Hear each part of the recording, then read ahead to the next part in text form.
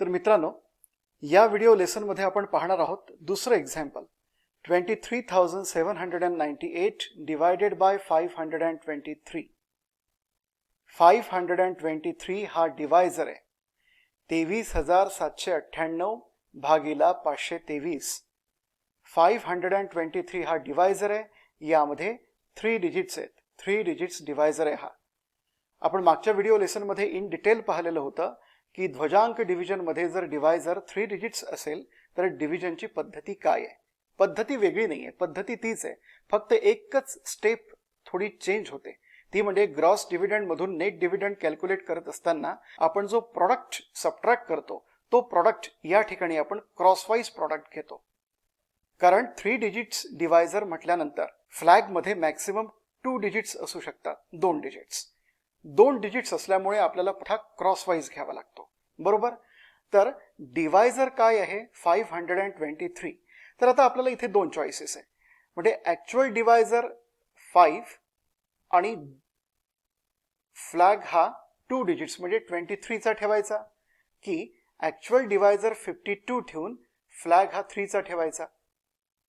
या ठिकाणी आपण काय केलेलं आहे की 100th प्लेस डिजिट जो आहे लेफ्ट मोस्ट डिजिट याला ॲक्च्युअल डिवायझर केलं आणि जे राईट साइडेड डिजिट्स आहेत 2 आणि 3 याला आपण फ्लॅग डिजिट्स केलं.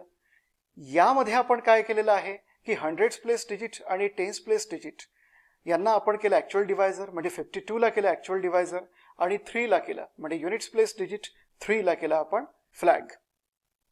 तर लक्षात घ्या, ॲक्च्युअल डिवायझर जो असतो तो खरोखरच डिव्हिजनमध्ये पार्टिसिपेट करतो, त्यांनी आपण डिवाइड करतो दिलेल्या नंबरला.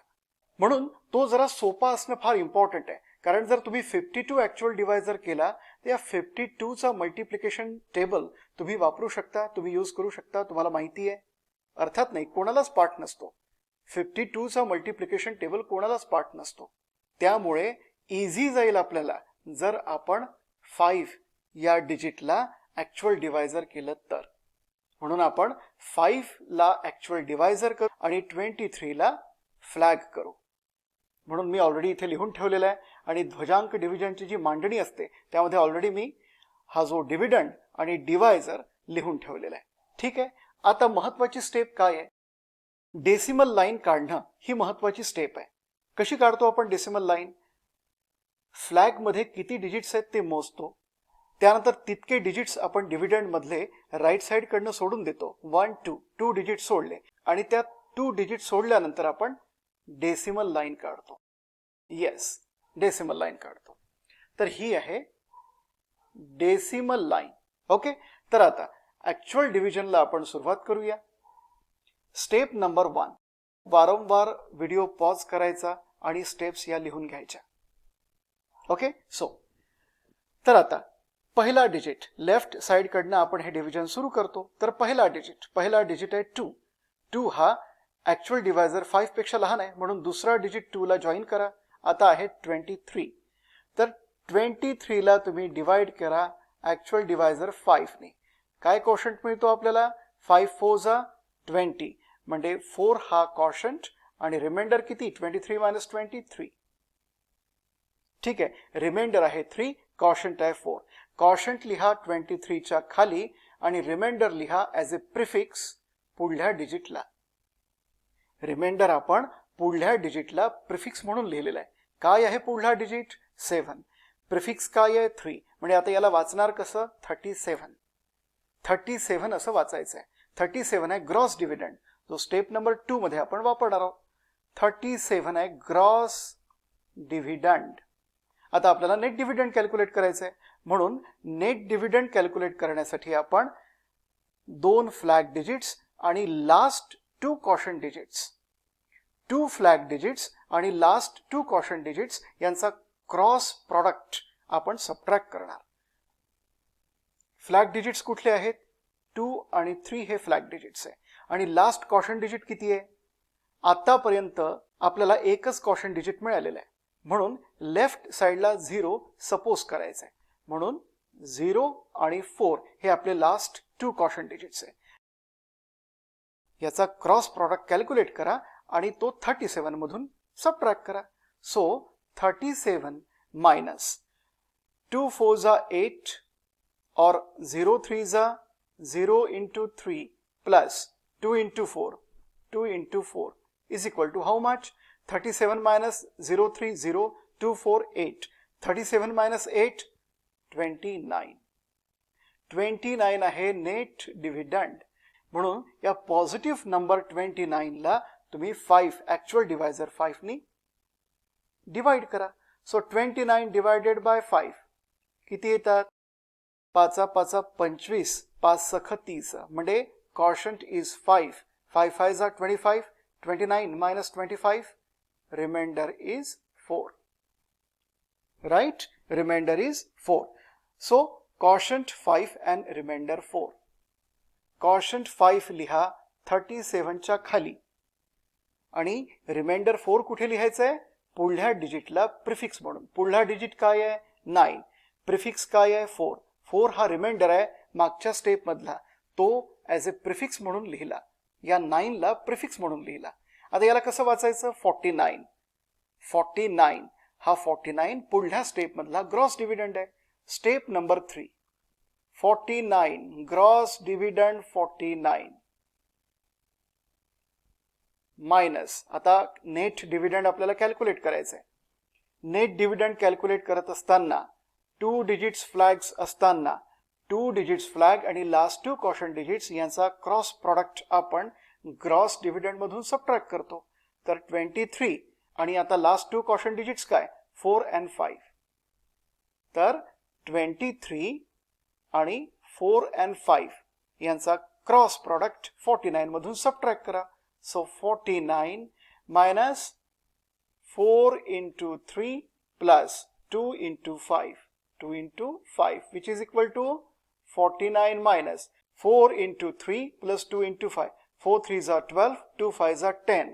12 plus 10, 22. Equal to किती येतात? 2 आणि 7. 27. 27 पॉझिटिव्ह नंबर आहे. नेट डिव्हिडंड आपला पॉझिटिव्ह आहे. म्हणून या नेट डिव्हिडंड 27 ला तुम्ही डिवाइड करा ऍक्च्युअल डिवायझर 5 नी.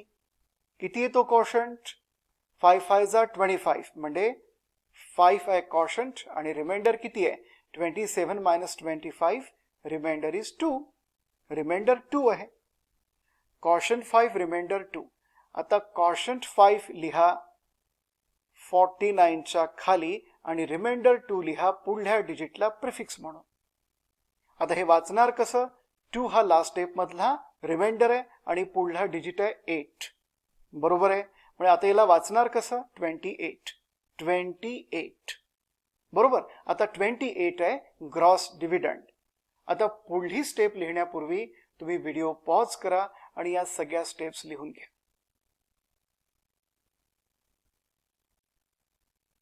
ओके, कारण आता मी क्लीन करणार आहे. तुम्ही लिहून घ्या, पॉज करा आणि लिहून घ्या. ठीक आहे. Step number 4. Gross dividend 28. Gross dividend आहे 28. या 4th स्टेप मधला ग्रॉस डिव्हिडंड आहे 28. आता नेट डिव्हिडंड कॅल्क्युलेट करायचं आहे. 28 minus cross product flag digit 2 and 3 and last 2 quotient digits हे आहेत 5 and 5.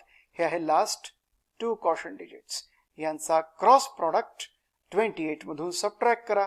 So 28 minus 5 into 3 plus 2 into 5 plus 2 into 5, which is equal to 28 minus 5 3s are 15, 2 5s are 10 म्हणजे 25. 5 3s are 15 plus 10 25, which is equal to 28 minus 25 3. 3 आहे positive net dividend. ठीक आहे. 3 आहे positive net dividend. म्हणून या 3 ला तुम्ही divide करा ऍक्च्युअल डिवायझर 5 नी. पुन्हा एकदा सांगतो, पॉझिटिव्ह नेट डिव्हिडंड असेल तरच त्याला तुम्ही ऍक्च्युअल डिवायझरनी डिवाइड करू शकता. आणि जर नेट डिव्हिडंड निगेटिव्ह असेल तर तुम्हाला लास्ट क्वोशंट डिजिट 1 ने कमी करावा लागेल, म्हणजे 1 ने रिड्यूस करावा लागेल. आणि त्याच वेळेला त्या स्टेप मधल्या रिमाइंडर सोबत तुम्हाला ऍक्च्युअल डिवायझर ऍड करावा लागेल. आणि या ज्या 2 मग नवीन व्हॅल्यूज मिळतात त्या नवीन व्हॅल्यूजला घेऊन ही जी स्टेप असते ना, ही स्टेप ही स्टेप पुन्हा रिपीट करायची असते आणि ही स्टेप रिपीट करत राहायची असते जोपर्यंत नेट डिव्हिडंड हा पॉझिटिव्ह येणार नाही तोपर्यंत. पण ऑलरेडी इथे नेट डिव्हिडंड या स्टेपमध्ये पॉझिटिव्ह आलेला आहे, त्यामुळे डायरेक्ट आपण डिवाइड करू शकतो नेट डिव्हिडंडला, पॉझिटिव्ह नेट डिव्हिडंडला. सो 3 डिवायडेड बाय 5 किती येणार कोशंट? 3 छोटा आहे म्हणून कोशंट 0 आणि रिमाइंडर 3. हे करून पहा, स्वतः करून पहा. हे कसं येतं हे करून पहा. ॲक्च्युली प्रयत्न तर आपला असाच असावा की हे कॅल्क्युलेशन्स मेंटली झाले पाहिजे, पण सुरुवातीला थोडंसं कठीण जाईल, त्यामुळे हे करून पहा. Okay, so quotient 0 remainder 3. Quotient 0 लिहा 28च्या खाली, ग्रॉस डिव्हिडंड 28च्या खाली आणि रिमाइंडर 3 कुठे लिहायचं? रिमाइंडर 3 लिहायला आणखीन एक 0 वाढवायचा आणि आता हा 0 आहे या डिव्हिडंड मधला एक पुढला डिजिट, म्हणून या 0ला रिमाइंडर 3 तुम्ही ॲज अ प्रिफिक्स म्हणून लिहायचा. ठीक आहे, आता ग्रॉस डिव्हिडंड आहे 30, रिमाइंडर 3 आणि पुढे लिहिलेला डिजिट 0, 30. आता ग्रॉस डिव्हिडंड 30 स्टेप नंबर 5 मध्ये gross dividend 30 minus net dividend calculate करायचंय. Gross dividend 30 minus cross product of flag digits and last 2 quotient digits. आता लास्ट 2 कोशंट डिजिट्स आहे 5 आणि 0. सो 23 आणि 50, 23 अँड 50 हा 2 आहे. ओके, यांचा क्रॉस प्रोडक्ट आपण 30 मधून सबट्रॅक्ट करू. So 30 minus